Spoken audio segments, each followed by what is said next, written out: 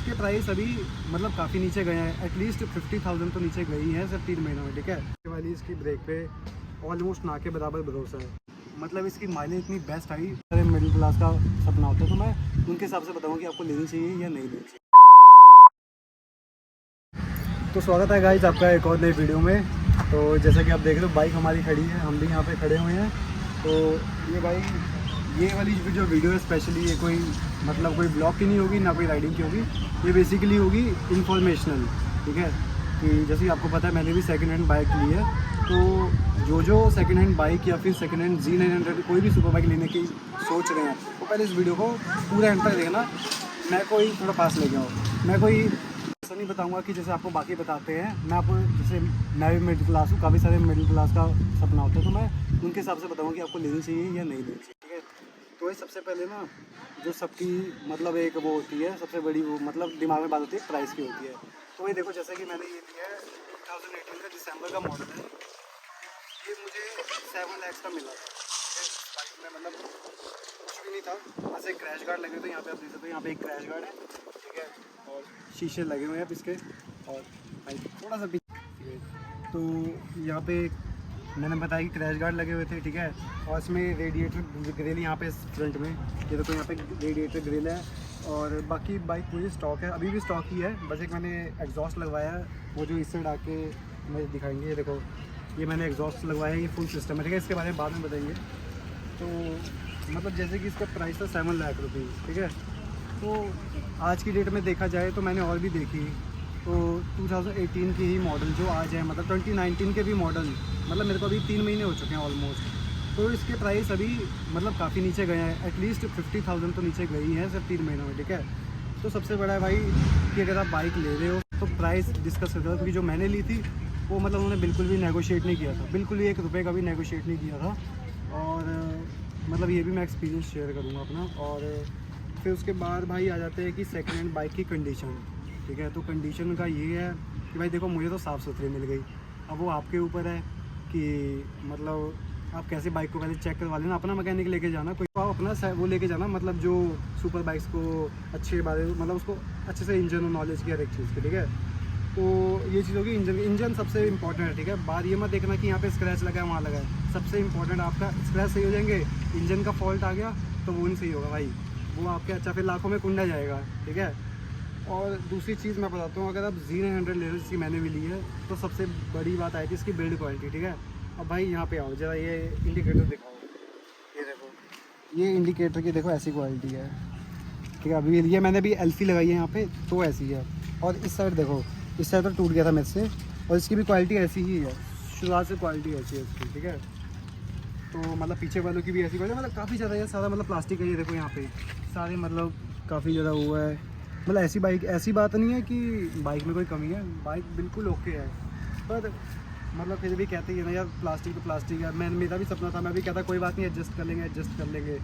पर फिर भी जब वो चीज़ें टूट जाती है बिना कुछ करे, भाई खड़ी बाइक में मेरा इंडिकेटर नीचे आ गया था, तो भाई वो चीज़ तो नुकसान नहीं होते, चाहे वो 4-5 हज़ार का हो, चाहे 10,000 का हो, चाहे लाखों का हो, है ना। और दूसरी बात भाई, जैसे मैं आपको दिखाता हूँ, मैंने कहा था कि उसकी कंडीशन होगी, कंडीशन भी बाइक इंजन के बाद कंडीशन भी देख लेना बाइक की। जैसे यहाँ पे पास आओ, यहाँ पे देखोगे आप, ये देखो छोटे मोटे स्टिकर उतरे हुए हैं ना, ये चीज़ें। ठीक है, और पीछे से भी मेरे को तो डीलर ने ये कहा था कि ओनर के घर में डॉग था, पर ओनर जब मेरी खुद से बात हुई ओनर से, तो उसने मेरे को ये बोला कि मेरे घर में तो भैया कोई डॉग ही नहीं है। मतलब उसने मेरा चूतिया बनाया था, साफ सीधी बात, डीलर ने, कि ताकि मैं कोई वो ना बोलूँ कि इसको सही करवा के दो, ये सब चीज़ें। ठीक है, और बाकी बाइक में ऐसा कोई फॉल्ट नहीं था। ये वाली जरूरी, इस साइड की जो पीछे वाली ये टेल लाइट है, ये वाली टूटी हुई थी। ठीक है, ये मैंने बोला कि चेंज करा, बस उन्होंने ये चेंज करा के दी थी और कुछ नहीं कराया, और इसका इंजन ऑयल वगैरह चेंज करके दिया था। ठीक है, ये हो गया। अगर सेकेंड हैंड बाइक लेते हो भाई, मेरे को एक और पॉइंट याद आया कि जब मैंने बाइक ली थी ना, तो इसके टायर आप पीछे देखोगे ना, बिल्कुल घिसा हुआ है, पूरा घिसा हुआ है। मैंने उन्हें बोला था कि भैया मेरे को टायर चेंज करा के देखो, उन्होंने मेरे को मतलब 7 लाख में टायर भी चेंज नहीं करा के दिए थे। तो ये आप अपनी डिमांड रख देना, क्योंकि भाई 7 लाख कोई छोटी बात नहीं होती है, कि मिडिल क्लास के लिए ना बहुत बड़ी बात होती है 7 लाख भी। तो टायर ज़रूर, अगर घिसे हुए हैं तो ठीक है, तो सॉरी, अगर सही है तो ठीक है, अगर घिसे हुए हैं तो उसको चेंज करवाना भाई याद से। ठीक है, और देख लेना कोई बबलिंग का फॉल्ट ना हो, कोई कुछ ना हो, अगर टायर सही भी है तो भी, क्योंकि कई बार टायर ना वो बिल्कुल पॉलिश करके देते हैं, तो नहीं पता चलता, मुझे भी नहीं पता चला था।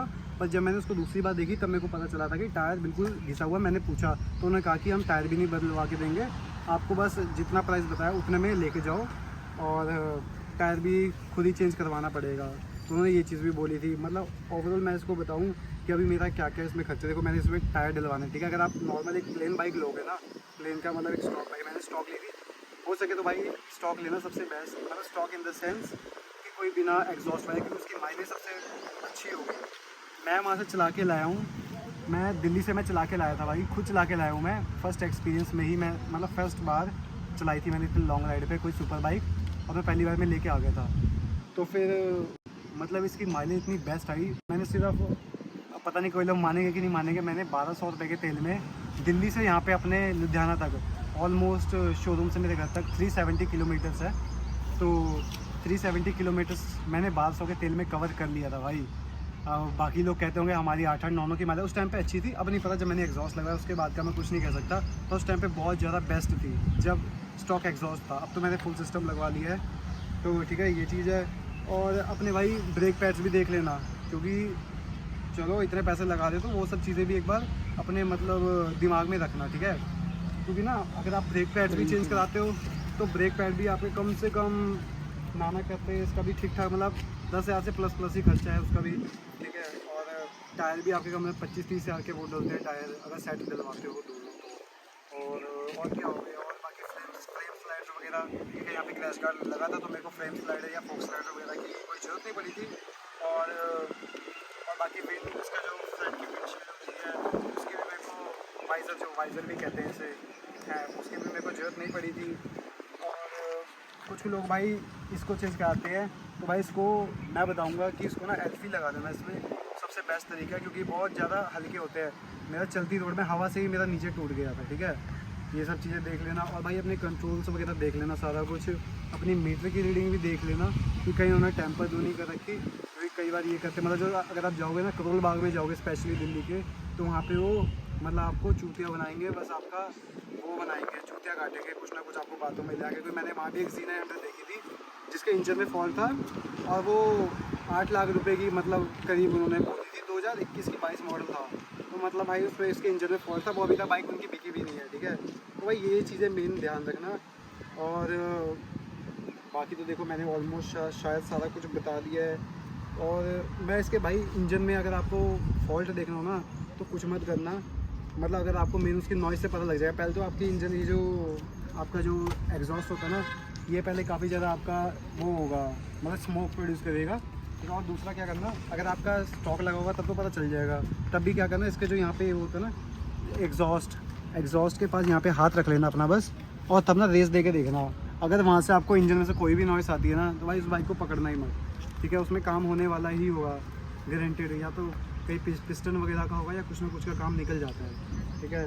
और भाई मुझे तो देखो अभी तक मेरे को 3 महीने हुए हैं, मेरा तो कोई ऐसा बैड एक्सपीरियंस नहीं रहा। मेरा तो बस इंडिकेटर्स का थोड़ा रहा है, और थोड़ा ब्रेकिंग में भी भाई इशू आता है, मुझे आया है स्पेशली, क्योंकि मुझे पीछे वाली इसकी ब्रेक पे ऑलमोस्ट ना के बराबर भरोसा है, इसलिए मैं इसको ना ज़्यादा तेज़ चलाता हूँ।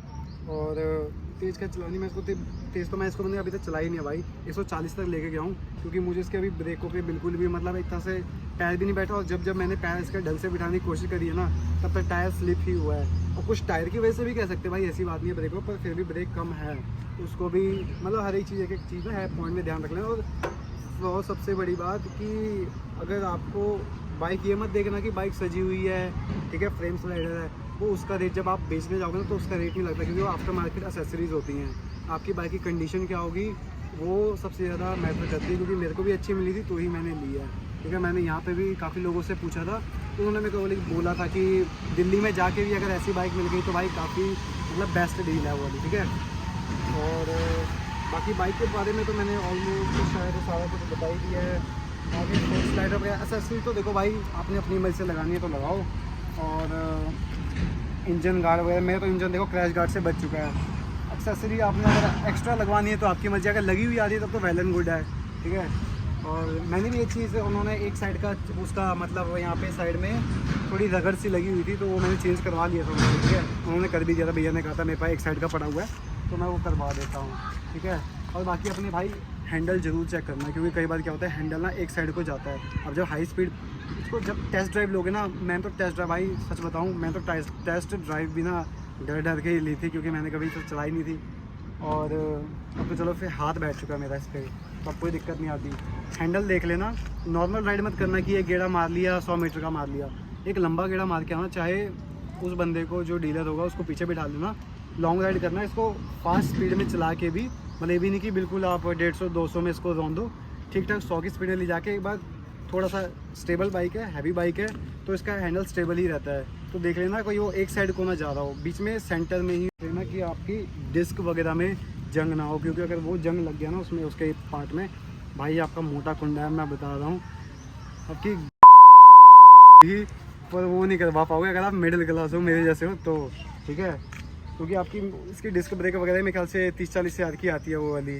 और बाकी चीज़ तो उसकी भाई तेल वगैरह के खर्चे की बात करें तो भाई देखो, अब तो Z900 ले रहे हो। मैं भी सोचता था कि मैं काउंट कर करके चलाऊँगा, पर भाई जब एक बार बंदा रोड पे उतरता है ना इसे लेके, तब पेट्रोल का नहीं सोचता, तब होता है कि बस चलाओ चलाओ, ठीक है, और पब्लिक रिएक्शन लो, मज़े करो अपने। बस ये होता है भगाओ, आवाज़ सुनो इसकी, और बाकी भाई ये चीज़ें हैं। तो भाई मैंने आपको सारी चीज़ें एक एक चीज़ बता दी। अगर और भी कुछ जाना हो ना कमेंट कर देना, मैं हर एक चीज़ बता दूंगा इसकी, क्योंकि मेरे को भी पता लग चुका बाइक का क्या हिसाब किताब है। तो कमेंट करके बता देना, और कुछ भी क्वेरी हो तो ज़रूर लिख देना, कुछ मत सोचना, मैं कर दूँगा। और उसके बाद अब क्या करते हो भाई, वीडियो में ऑलमोस्ट बता दिया, कुछ भी हो तो मेरे को कर लेना कमेंट, और इस वीडियो को यहीं पे एंड करते हैं। और बाकी इसके कुछ सिनेमैटिक्स भी बनाता हूँ, आप इसकी कंडीशन भी देख लेना 3 महीने बाद की। और तो चलो भाई इसके सिनेमैटिक दिखाते हैं अब आपको।